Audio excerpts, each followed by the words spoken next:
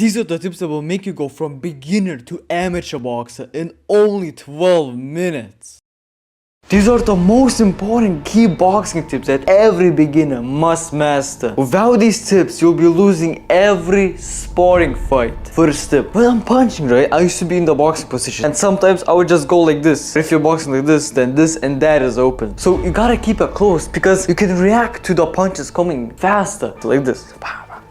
Tip number 2 may sound very interesting, to be honest. When you're punching, right, you gotta keep your shoulder high like this. Not like this, like this. Why? If you punch without putting up the shoulder, this part is left open to get hit by a hook. But if you keep it like this, it's way more harder to hit. It's very good for defense. But warning, do not tense up. Do not go like this and then punch like this. Relax your shoulders, and when you're hitting, you raise the shoulder. Tip number 3 will make you a super boxer. Like when I started boxing, like I used to make this mistake of just falling forward on my punches. It may seem like, well, I'm hitting full power when doing this. No. When hitting with the jab, right, you're keeping your distance. But when hitting with your stronger hand, with the hand you right, with the hand you throw a ball, you can go forward because it gives you more power and strength with the stronger hand. But don't forget to come back fast. So when you're hitting the punch, come back fast. So it should look like this. For the jab and for the stronger punch, fall a little bit forward.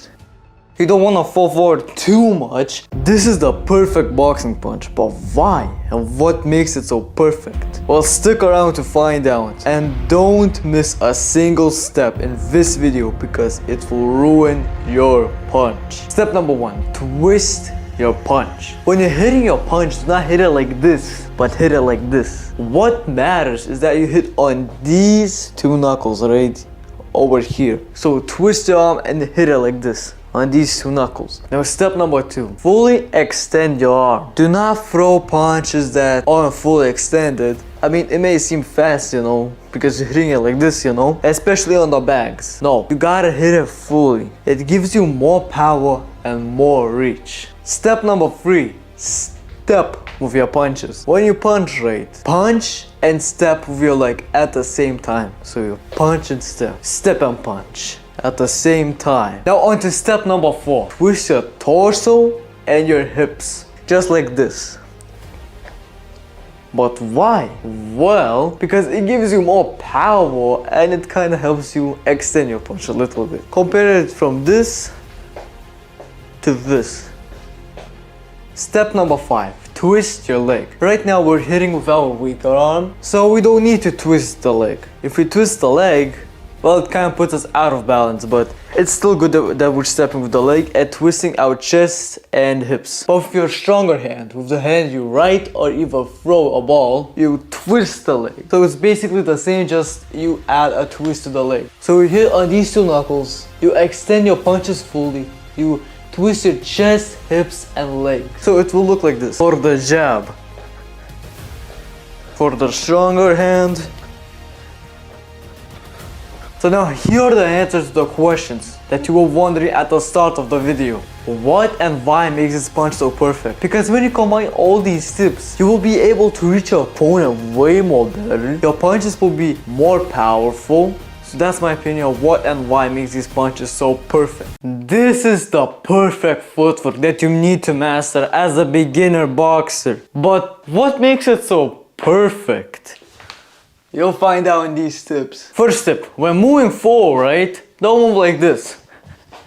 Okay, it may sound correct because you're moving forwards and backwards, you know, but you have to keep this. If you don't keep distance apart from your legs, right, and let's say you do this, right, moving forward. Now what happens, if your opponent hits you, you're gonna fall. So always keep distance between your legs. Tip number 2, when moving side to side, right, don't move like this, but move like this. You gotta make sure you don't cross the leg. So side to side. Now the 3rd tip, and also I'm gonna give you a drill for this. You have to stand like this, not like this. Bro, you're gonna get hit. You're gonna have no stability and you're gonna fall down. And now a drill to getting used to it. What you wanna do is grab a rope, right? Extend it from side to side, like this, yeah? Now what you wanna do is box, shadow box. And make sure not to step on the rope. So when it happens that you just whoops want to go like this, you're probably gonna step on the rope. So this will make you get used to it. So you wouldn't align your legs like this. 3 years ago, when I started boxing, I would always lose in the first round because at the time I hadn't known how to spar properly. Both time I learned these free sparring tips that now allow me to win almost all of my sparring fights. And by the way, the third tip is the most important of all of them. But you still gotta take notes of all of these free tips. So tip number 1, always keep your chin down. And I'm gonna give you an exercise on how to get used to it. Because when I also started boxing, I would always keep it up. I have no idea why or how that was happening, but it was like this. I was going, I thought that gave me more power or something, I have no idea. And by the way, the exercise, grabbing a tennis ball or maybe any ball, putting it over here and grabbing it like this. You see that? Putting it like this and holding it. And now what you wanna do is shadow box. Like bam, bam. And do not let it fall down, because let's say you're hitting 1, 2 and it falls.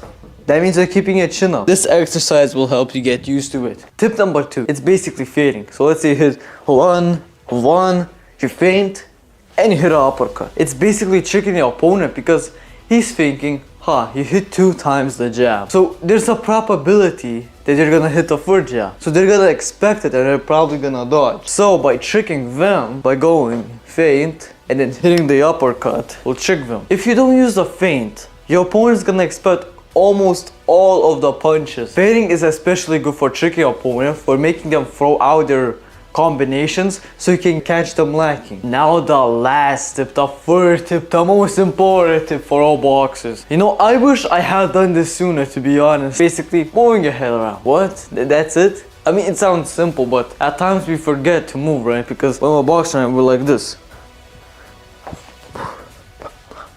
You know, we're moving around, but our heads are just staying still. We're like a tree. The more you move your head around, the more your opponent will be confused. But just be careful not to get hit when you're moving your head around, you know. 3 years ago, when I started boxing, I would always lose in the first rounds because I would get insanely out of breath. Both time, I learned these free stamina secrets that now allow me to win sparring fights even up to 6 rounds long.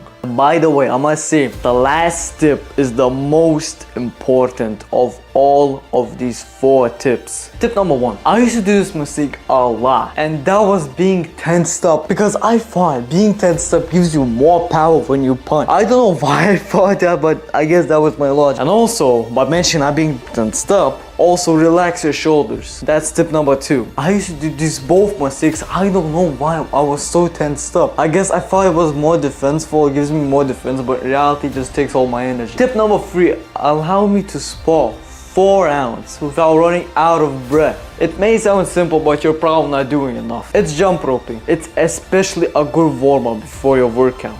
Tip number 4, the last and the most important tip of all to all boxers at all of the levels.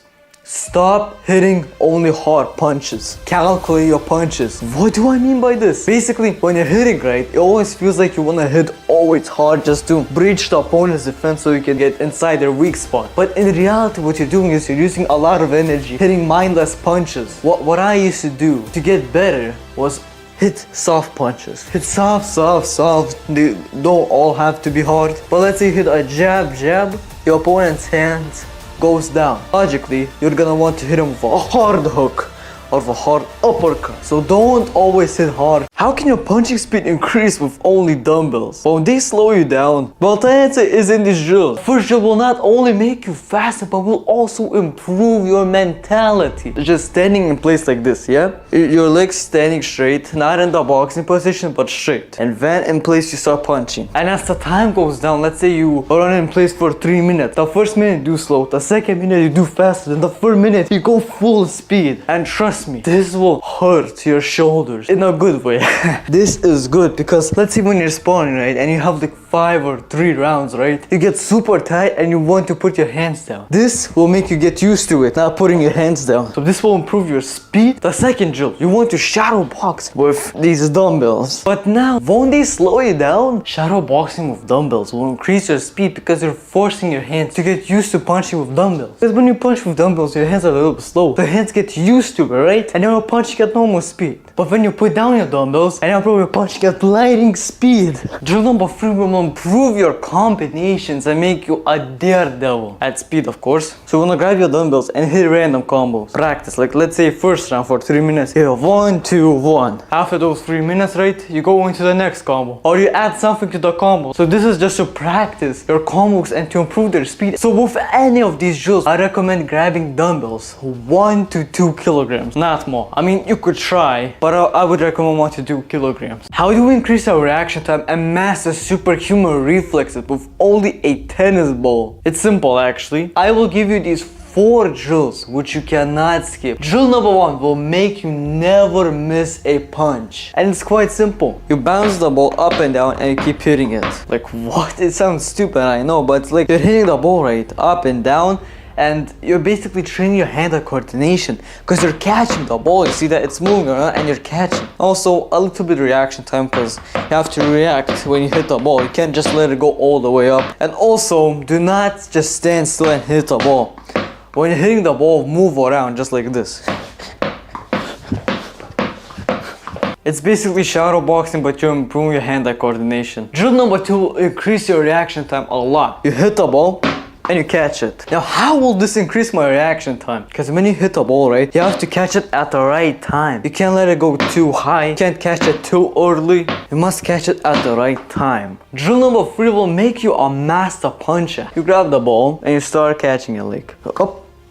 But how? From just catching a ball? Well, you're catching, you're increasing your hand-eye coordination. But when doing this drill, don't bounce the ball back like this. Just let it go. Let it fall and start catching it.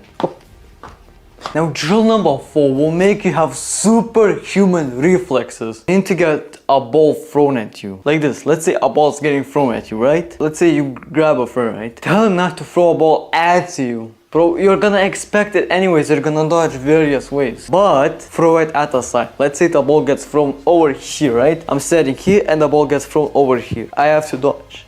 Even though the ball's not hitting me, it's like punches coming and I'm dodging when the ball hits. Now the other side hits, I dodge. Another side hits, I dodge. Tell the friend not to throw at you, but to the other sides. Right, left. So join my Discord community using the first link in the description so you can win a free one-on-one coaching call with me. And anyways, I'm Emil and I will see you later.